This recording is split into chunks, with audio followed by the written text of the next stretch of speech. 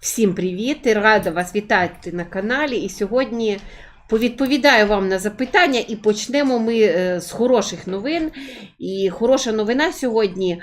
В российском Мурманске горит крейсер оккупантов «Адмирал Кузнецов», который находился на ремонте. То есть там что-то произошло, наверное, включилась карма, и тонет у нас сегодня адмирал Кузнецов, как и вся российская армия, которая рано или поздно утонет в той войне, которую они сами начали. Второе, там прекрасное происшествие. Здесь у нас в селе Кардаилово произошел пожар на зерносушилке, и они до сих пор вот как бы не могут потушить.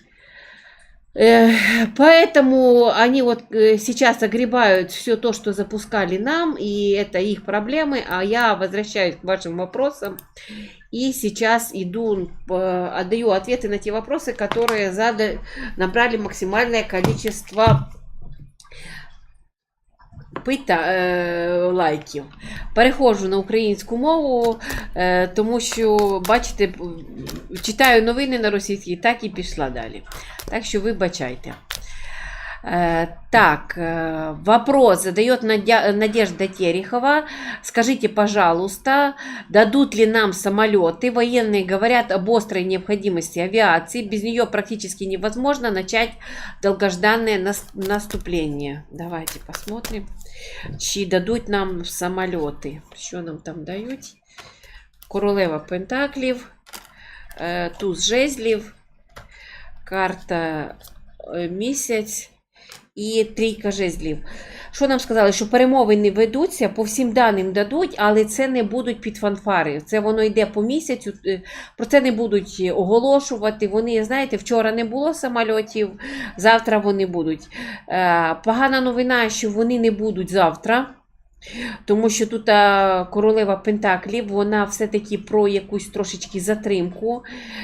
І давайте я подивлюсь по часу, коли та затримка. Місяць, 2, 3. Ну, десь від 2 до 3 місяців буде затримка, тоді ми отримаємо самольоти. Але це треба розуміти, що це ще потребує трошки часу. Чи будуть після війни, Олександр мене питає, реформовані правоохоронні органи та забезпечено справедливий суд? Скажіть, будь ласка, чи буде реформа правоохоронних органів і забезпечений справедливий суд? Дивіться, навіть вам покажу. Ну, з реформою не так добре, як би нам хотілося. Тут у нас паж кубків, десятка мечів і трійка жезлів. До цього питання вернуться, але трохи пізніше. Для початку там поговорять якийсь період часу, а потім тільки до цього вернуться. І після того вже в нас часом, я знаю, що в нас щось буде після перемоги. Я, наскільки можу розуміти, там перетряхнуть нашу прекрасну Верховну Раду. Прийдуть військові до влади якимось чином, і тоді вже в нас почне воно працювати більш-менш нормально. Тому що, ну, не працює. Воно так, як треба, давайте чесно признаємося. Слідуюче питання. Світлана Корнієнко нас питає таке питання, які будуть результати від виступу нашого президента в Конгресі Вашингтона, чи нададуть все, що нам потрібно, і як зміниться хід війни після цієї поїздки, як будуть розвиватися події у Бахмуті. Давайте подивимося, чи нададуть нам все, що потрібно.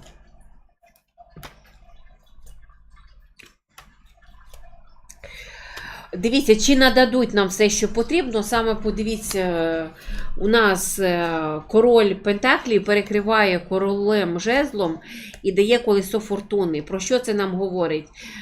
Мало того, що нам дадуть те, що потрібно, нам дадуть більше, чим потрібно. Там буде запропоновано ще щось з другої сторони. І хороша новина, що по колесу фортуни це почнуть відгружати зразу за якийсь дуже короткий час, максимально швидко, щоб це було в Україні. Так що там наш президент поїхав на 5 з плюсом, і він всього добився, і зараз подивимося, чи поміняє він хід війни. Ця поїздка, тому що на Кремлі там підгорає по повній, і якщо ви читаєте телеграм-канали, то там що в Симонян істерика, що в Соловйова істерика, там їм якось поганенько стало в ці дні, ну то їхні проблеми. Да? Як зміниться хід війни після поїздки Зеленського в Америку? Як зміниться хід війни?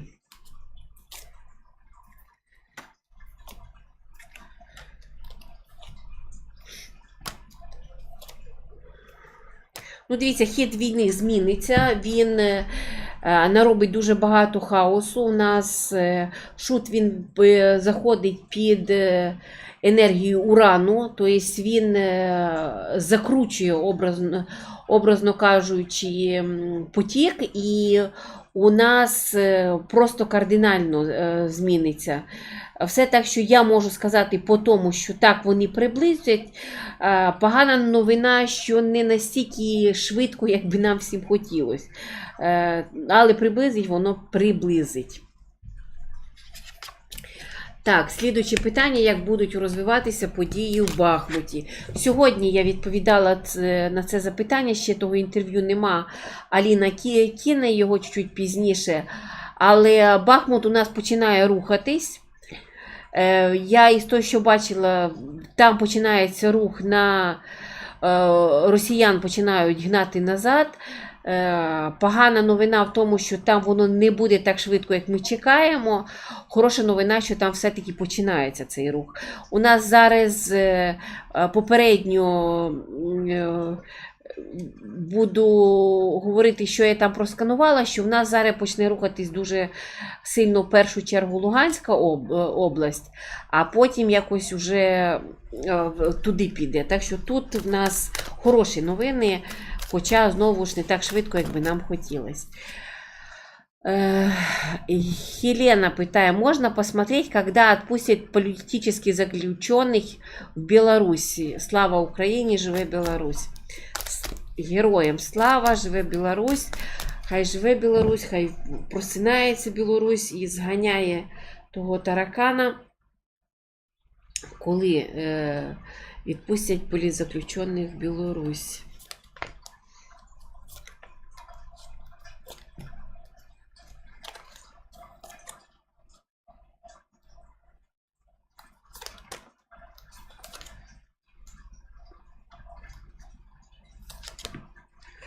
Дивіться, я наскільки розумію, що до кінця року там у вас їх повипускають. Це буде в другій половині 23-го року, але домовленості, вимоги за те, щоб їх повипускали, вже почнуться з самого початку року. Так що там, в принципі, я розумію, що 6 місяців це багато бути політзаключеним, але те, що мені показують, і я все-таки думаю, що відпустять. Так, Марія Розуванова питає. Очень просим посмотреть Донецкая область, Авдеевка, и единственный путь наступления на нее – это наше родное село Орловка. Сейчас там постоянные обстрелы, разрушения, и, к сожалению, гибнут наши сельчане. Все давно живут в подвалах, выживают как могут. Посмотрите, пожалуйста, что ждет наше село, зайдут ли в него орки, и можно ли будет вернуться там жить. В Авдеевке уже нет ни одного целого дома. Это уже разрушено все многоэтажки. Город стал призраком. Что ждать людям, выживших в тех условиях, и ребятам на передовой, когда наступит тишина, и нам можно будет вернуться домой. Давайте, Авдеевка, да? Чи буде йти через Орлівку наступлення?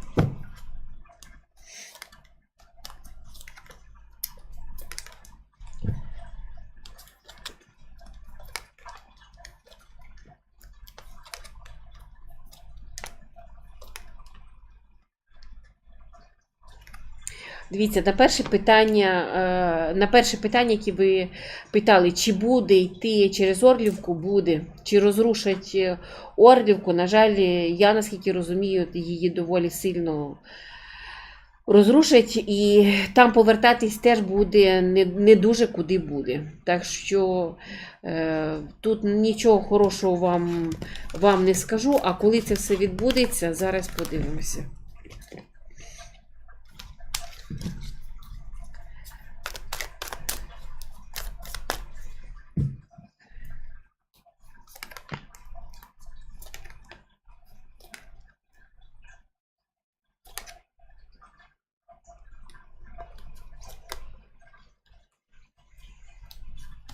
Ну, наскільки я розумію, що це почнеться десь в найближчий час, сам рух. Повертатися можна буде десь в 3-4 місяці, тому що можна буде повертатись, туди пускати не будуть. Ну, ви самі розумієте, чого не пускають, бо дуже гарно мінують. Так що там не будуть пускати, але повертатися можна буде. По весні можете вертатися. Будет ли Мариуполь снова украинским в 2023 году? Будет ли Мариуполь украинским в 2023 году?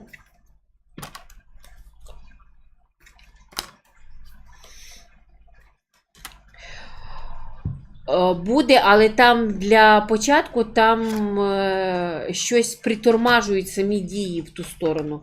Він то буде. Є якийсь план, щоб це, ну, зараз його не розглядають його як першого, щоб туди заходить. Отак я скажу. Його орки здадуть самі,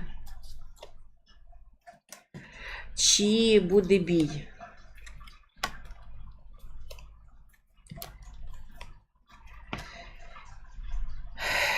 Ну, я не можу сказати, що там бою не буде, тому що якийсь бій там буде, але те, що вони будуть відступати тим кагалом, яким вони вміють, то це теж у вас буде.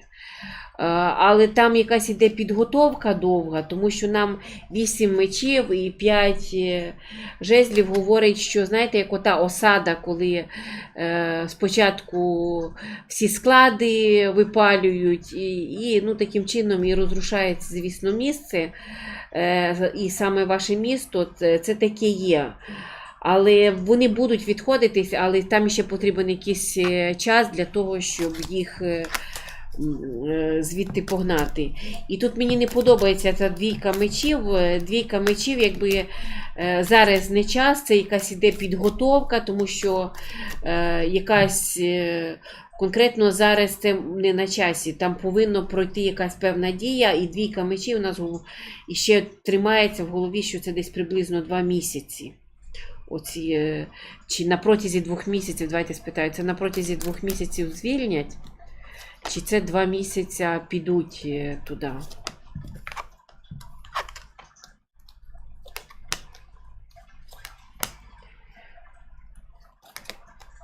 Ну, все-таки мені здається, що за 2 місяці його повинні в будь-якому випадку звільнити вже.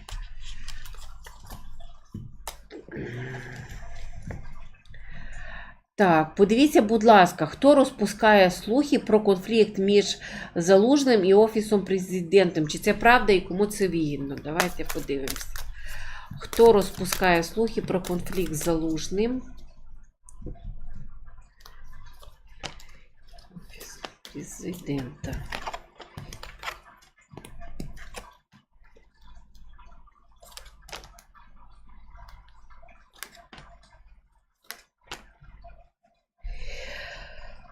Я не можу сказати, що це слухи. Чому?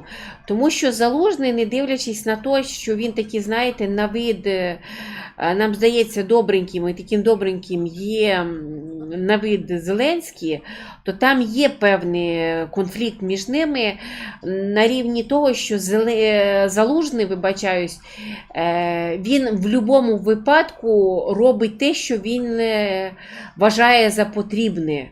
Він взяв на себе зірку, да, і він якби говорить, що в цих питаннях я головний. Не можу сказати, що це дуже подобається Офісу президента, але там не про те, що там, це не про те, що там конфлікт.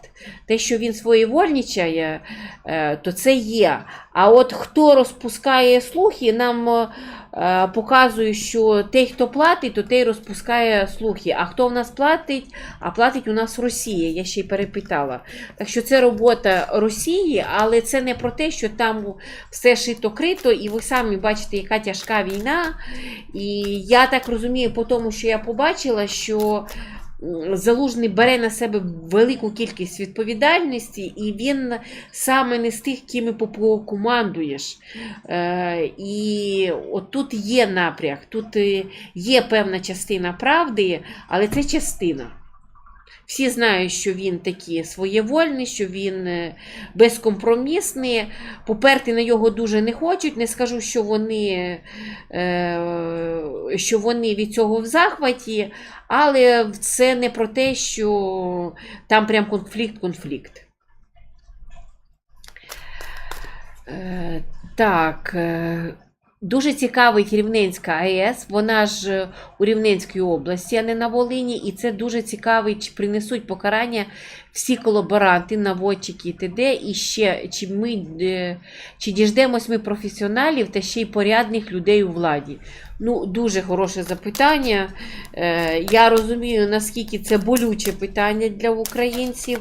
Це питання кожного селища і кожного міста, тому що у нас політична система, і політична система вважає, кого потрібно ставити. Вони не виходять з якості, що якщо людина, господар, принаймні в своїй хаті, то може ще десь навести, вони виходять, наскільки вони лояльні до верхівки. І от в цьому якби не дуже добре. Так, скажіть, будь ласка,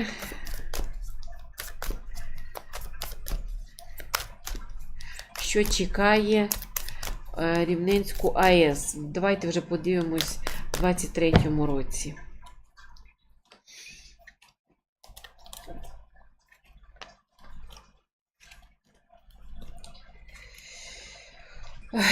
Ну, в принципі, якщо так сказати взагалом, все буде нормально. Але у нас є 5 мечів. І 5 мечів нам говорить про те, що чи буде різного роду якісь напади на Рівненську АЕС, чи будуть якимось чином туди хотіти добратися, да, будуть. Да, будуть, але тут все воно якби накриється мідним тазом, наскільки я розумію, воно туди не дійде. Але те, що туди будуть якісь поривання, вони якісь будуть. Чи це вони будуть з ракети, чи це вони підуть з Білорусі, тут трошечки прикривають, але те, що туди на її мітять, це однозначно. І чи понесуть покарання всі колаборанти і наводчики? Понесуть. Понесуть, тому що є вже якісь списки, когось вже зачіпають і загрібають, когось тримають до певного часу, тобто по страшному суду ще там за ними наблюдають і дивляться, куди вони там рвонуть. А якась кількість вже і починає виїжджати. Але те, що вони по рицарю мечів, їх вони понесуть, це точно понесуть. Навіть не сумнівайтесь. Трошечки некоректне для Таро питання, чи діждемось ми професіоналів. Таро любить, знаєте, конкретно в якому році будуть в Україні професіоналі та порядні люди.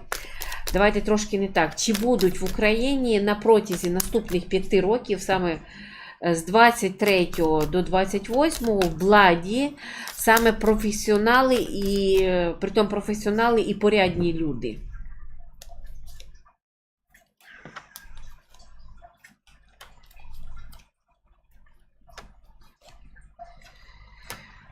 Будуть.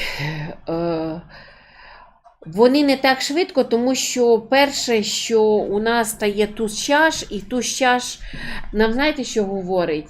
Що потрібно, щоб ми вибирали владу, у нас ієрофант і король жезлів, щоб ми йшли в закон за порядними людьми, а не за розпіареними. Да? Там, коли нам розказують казки, ми ведемось на ці казки, рухаємося. І перше, що ми повинні перевіряти кожен виборець, чи він професіонал, чи є його як варіант якесь життя до того, як він піде в владу. Про те, що я говорила. І тут, я наскільки розумію, там у нас ще туз кубків говорить про інформацію, яка буде відкрита. І там не дуже заховає, що це за людина, можна буде нагрібти, чи в інтернеті, чи що, всю його діяльність до того, як, і це все буде відкрито, і це буде допомагати. Єдине, що я ж кажу, тут не потрібно включати емоції, не потрібно, як ми вибирали зелених, да, і в нас слюна текла від того, що буде хоча б смішно. Ну, як показало життя, було не дуже смішно. Все-таки в політиці повинні бути люди, які цьому навчаються, які навчаються довго, вміють розмовляти, вміють представляти Україну. Ми зараз зрозуміли, наскільки це важливо. Люди, які грамотні. Так.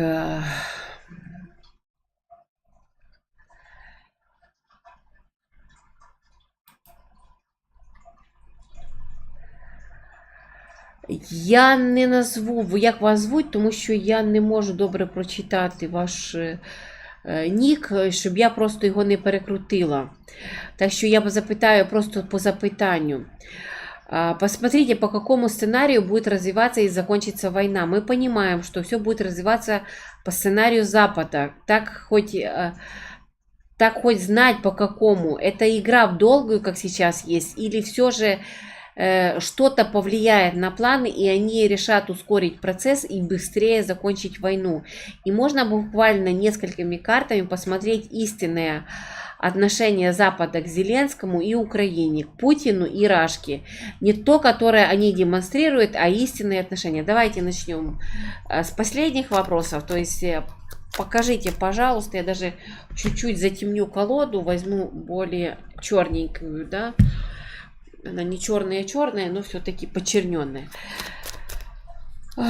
Покажите, пожалуйста, истинное отношение Запада к Украине. Истинное отношение Запада к Украине.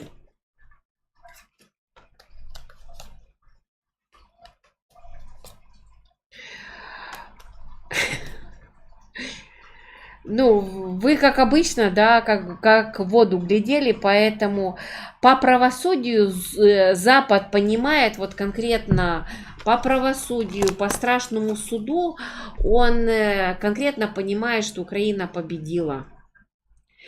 И сейчас это, знаете, вот как залетаю в последний вагон, чтобы меня быть причастным к большой победе. И здесь вот по страшному суду, вот чтобы показать, вот, что я активный участник, то есть здесь есть свои выгоды, на выходе стать одним из победителей. И таким образом утвердиться, возможно, в политике, в законе. То есть здесь у нас работа на будущее. То есть у нас политические, такое зарабатывание политических дивидендов. Поэтому по страшному суду все понимают. Никаких уже иллюзий нет. И здесь вот они делают это больше для себя, чтобы у нас Запад был одним из победителей в этой войне, и таким образом они еще получают политические дивиденды. А сейчас к Зеленскому, да, как они, вот как бы отношение к Зеленскому. Так, что там я вытащила? десятку пентаклей, так.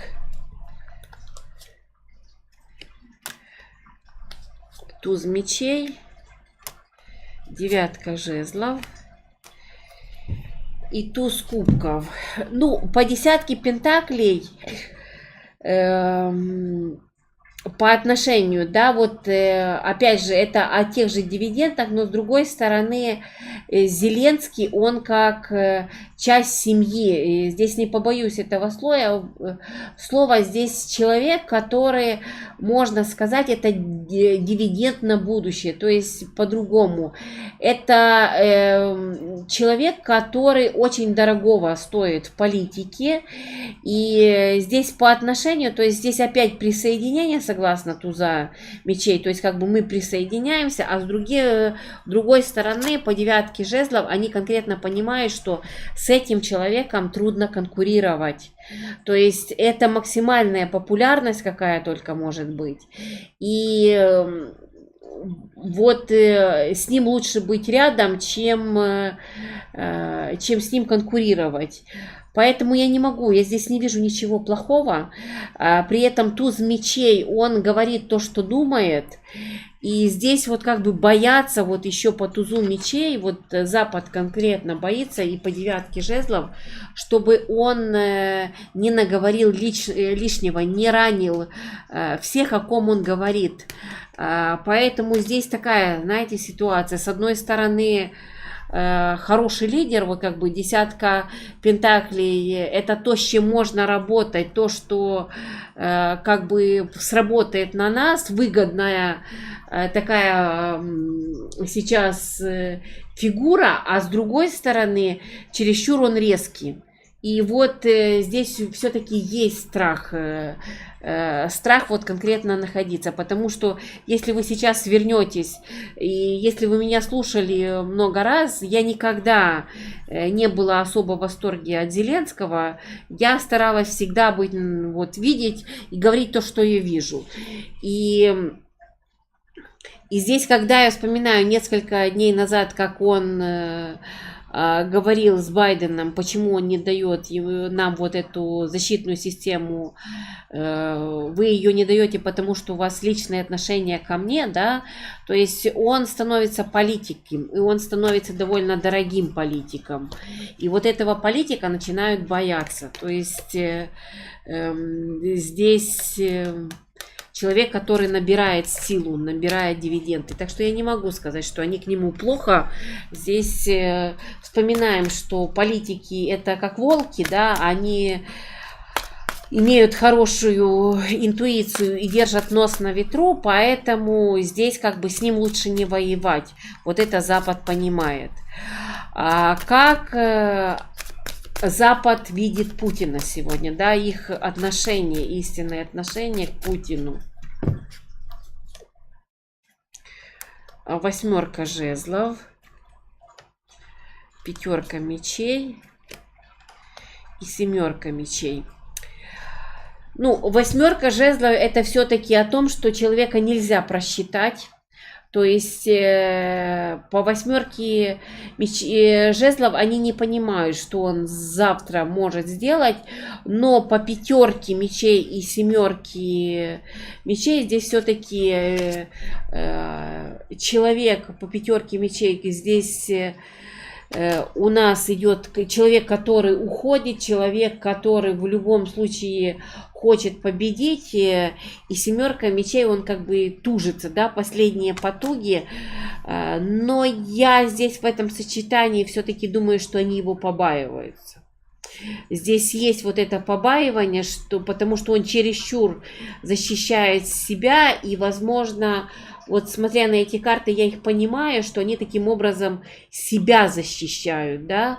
Вот здесь больше, а я не знаю, что он завтра там конкретно вытворит, да, вот в таком смысле. И как они относятся к России, по жезлам.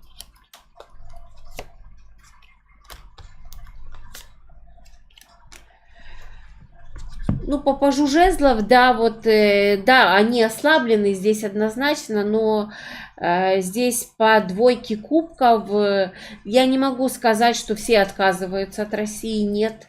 Здесь наоборот, с ней лучше дружить, да, потому что здесь по королеве мечей и императрицы это страна, которая дает ресурсы, на ней можно заработать и так далее. То есть на данный момент, да, это, образно говоря, не очень интересно, но это на сегодня. А дальше у нас там прям показывает, что никуда она не денется, мы каким-то образом будем сотрудничать, здесь можно заработать на этой стране, то есть с ней нужно дружить. Поэтому Запад это Запад, политика это политика. Так, і давайте подивимось на питання, по якому сценарію піде зараз кінець війни. Як уже після того, як Зеленський поїхав в Америку, який буде сценарій закінчення війни. Карта сила, карта Луна.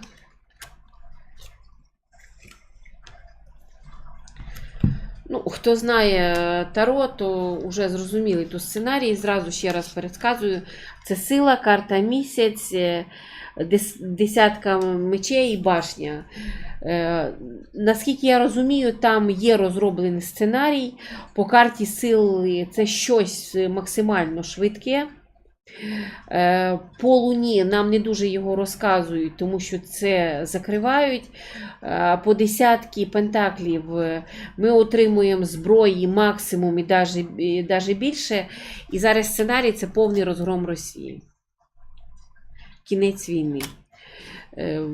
Я думаю, я все ж таки сьогодні не буду дивитися, тому що в нас тільки вступило в силу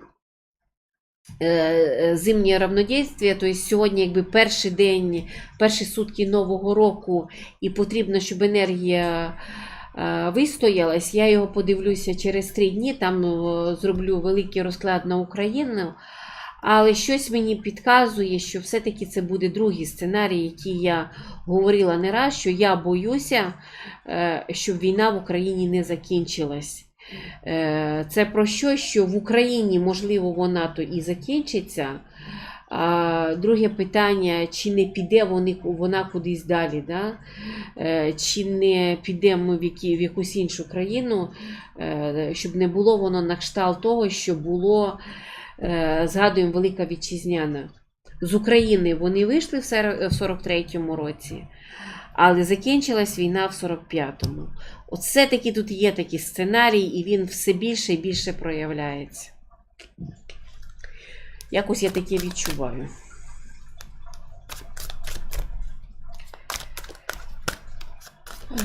Так. Дуже важко без чоловіків. У кого чоловік на війні, той мене зрозуміє. Подивіться, коли вже вони почнуть повертатися додому. Дякую. Давайте подивлюсь. Скажіть, будь ласка, коли чоловіки почнуть з війни повертатися додому? Це буде 23-й рік.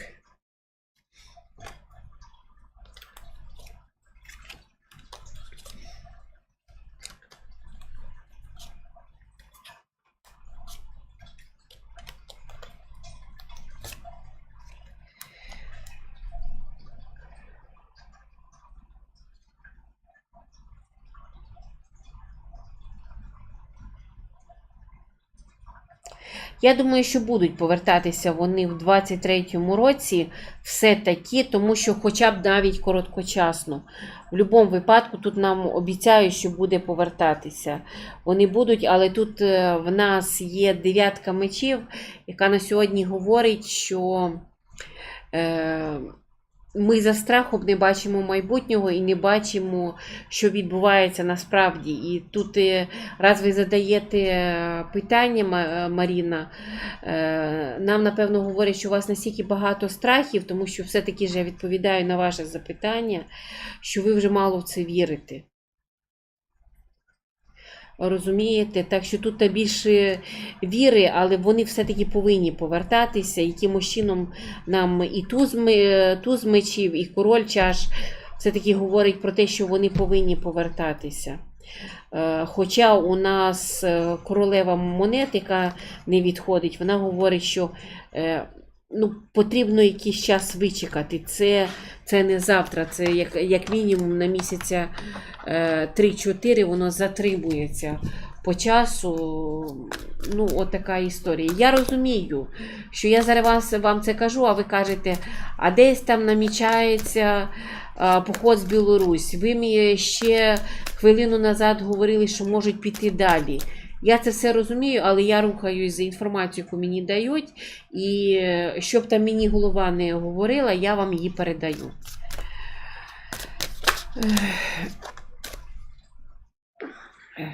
Так, Юлія пише, коли ми, українські жени, вже зустрінемо вдома своїх чоловіків. Я вже відповіла.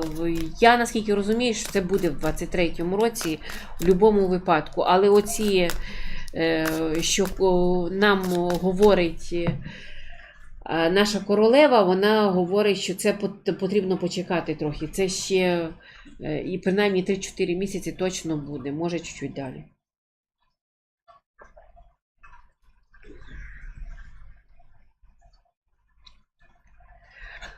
Так, Світлана Волинець пише, багато аналітиків та експертів кажуть, що війна буде до 24-го, що ті, що вірять у перемогу навесні, вони в рожевих окулярах. Невже буде так довго? Чому так кажуть? Я вам розказала, чому так кажуть, тому що, як по мені, десь ми повинні піти далі. Чи це буде на Білорусь, чи це буде на Росію, чи це буде на Придністров'я. Я не знаю, чому я таке кажу. Це я казала давно, що я боюсь, що в Україні вона не закінчиться. Тому що не може бути, що всім кажуть, що щось там відбудеться у квітні, а експерти нам говорять, що вона може бути далі. Значить, вони щось знають, що вони не озвучують. Так.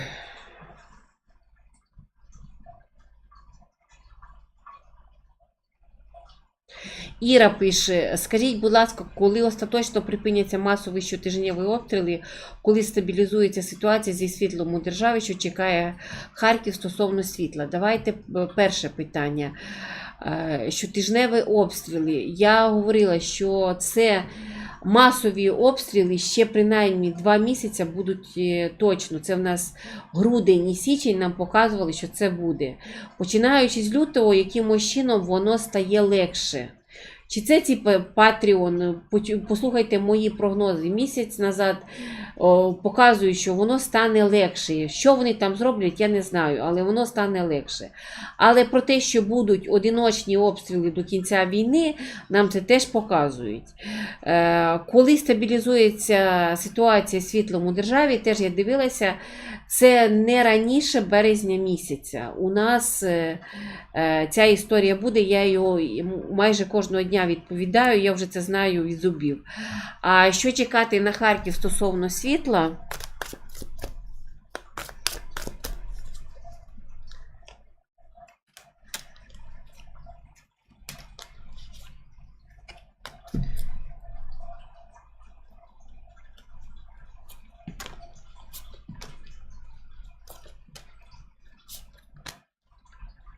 Харків нічим не відрізняється від усієї України.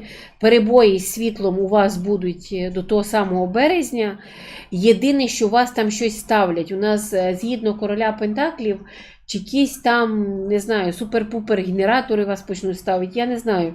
Щось постійно працююче, дуже дороге, яке привезуть звідкись, і це поставлять, і воно якимось чином вам буде давати те світло. Це, притом, взагалі не здивуюсь, як його ще навіть десь там приховають, щоб ніхто не знали.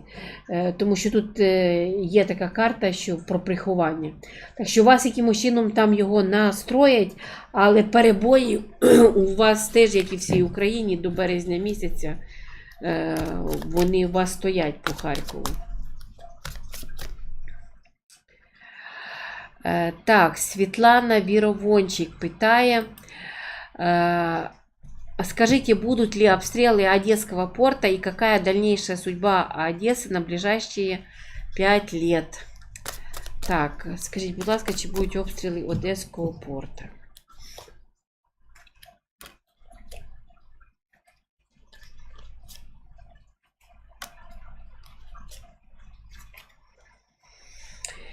Дивіться, я не можу сказати, що їх не буде, вони будуть, але хороша новина в тому, що є якісь домовленості, вони закриті. Ці домовленості говорять про те, що якщо обстріляють Одеський порт, то тоді хай Росія чекає, що обстріляють якийсь їхній порт. І тут, знаєте, такі дуелі зразу ж, і це Росія розуміє. І вони його якби виконують, але оця колесниця, вона мені геть не подобається. Я так розумію, що в якийсь момент у їх клямка впаде і обстріли все-таки будуть. Хоча поки це тримає, конкретно саме цей порт. А що чекає Одесу на найближчі 5 років?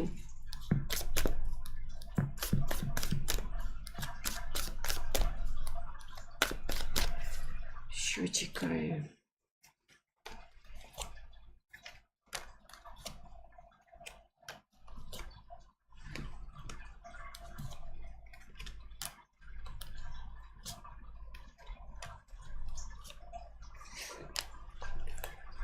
А ви знаєте, все добре.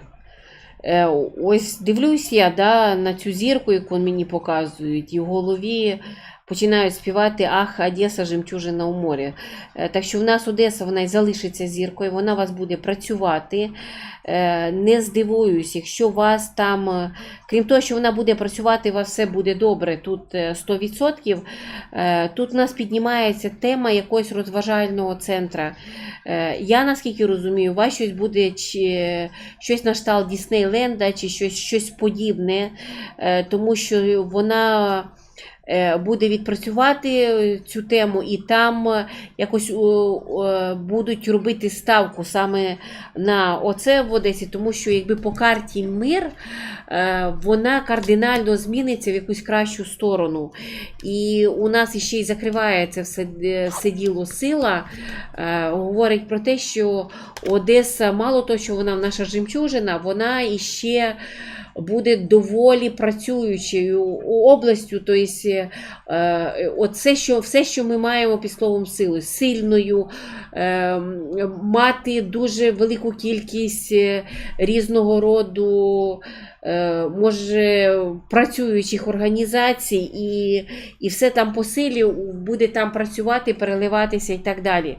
Так що по Одесі тут доволі все добре, там єдине, що зараз іде війна і люди впадають в ілюзію, вони вже в це все не вірять, але те, що Одеса була зіркою, залишиться, це однозначно. Тут взагалі навіть не можете не думати, що щось там може таке статися, що поламає нашу Одесу, чи щось її, що не дасть їй розвитку. Вона в нас залишається на такій високій ноті. І закінчу я сьогодні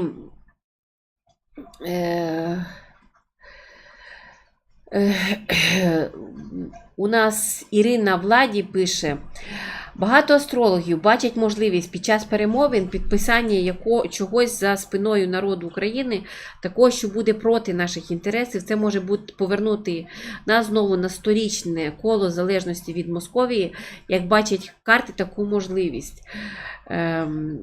Я дивилася, знаєте, мене все-таки я ходжу по інтерв'ю, мене запрошують, я не можу відказати, тому що я розумію, що люди потребують цієї інформації, але я також розумію, що інформацію, яку я дивлюсь саме зараз, вона не настільки чиста, як вона буде в той час, коли саме дивляться. Це наперед дивитися, чуть-чуть іскажається інформація. Я вам казала, через 3 дні я подивлюсь, зроблю розвернутий прогноз. Хто не бачив мій мій прогноз на Україну, на Росію ще на той рік. Знайдіть, можете подивитися, там все як по нотах, тому що він зроблений в правильний час. І бігти поперед поїзда – це не дуже добре. Але, відповідаючи на ваше запитання, я дивилася перемогу, і на каналі Слава Плюс нам обіцяють пірову перемогу Україні. Що таке пірова перемога? Це коли на нас натиснуть і ми підемо на цю перемогу. Вона, в принципі, буде вигідна Україні, але там буде щось закрите. Давайте я ваше питання залишу. Я підніму це питання, яким чином у нас буде перемога, щоб мені сказали максимально чисто, тому що це буде все-таки невелике викривляння, буде, якщо я зараз піду, тому що все-таки ми повинні витримати час. Так що, якщо вас було цікаво, залишайте вподобайки, підписуйтесь на мій канал. На сьогодні все. І не тому, що я не хочу виходити і з вами говорити, а тому, що в мене зараз йде курс по Таро, і вже через 2 хвилинки я повинна бути на практиці. І я не можу підводити людей, і так я протрималась максимально. Якщо вам дійсно це цікаво, я буду виходити, тому що в мене було недостатньо сил, я вам чесно сказала, щоб я якось себе загнала за час війни. Зараз я потрошку голову піднімаю, відходжу, так що обіцяю, що буду виходити. Напишіть, чи вам взагалі такі цікаві виходи.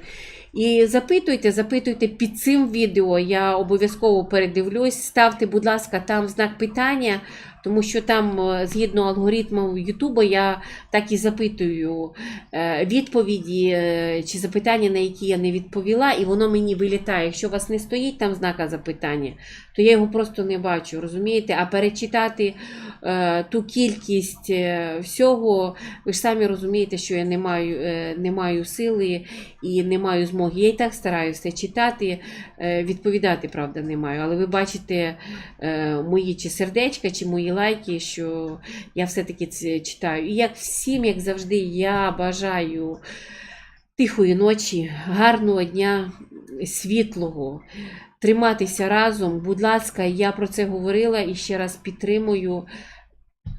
Максимально важкі дні. У нас ось 23, 24, 25, десь вони повинні в ці дні активуватися, так що не відфутболюйте все-таки сирени, і якщо ви знаходитесь в місті, яке обстрілюють, краще переховайтесь, хай вас береже Бог, і я хочу з вами зустрітися в найближчий час і відповісти на всі ваші бажання. Люблю всіх, цілую. З вами була ваша Людмила Хомутовська. Па-па.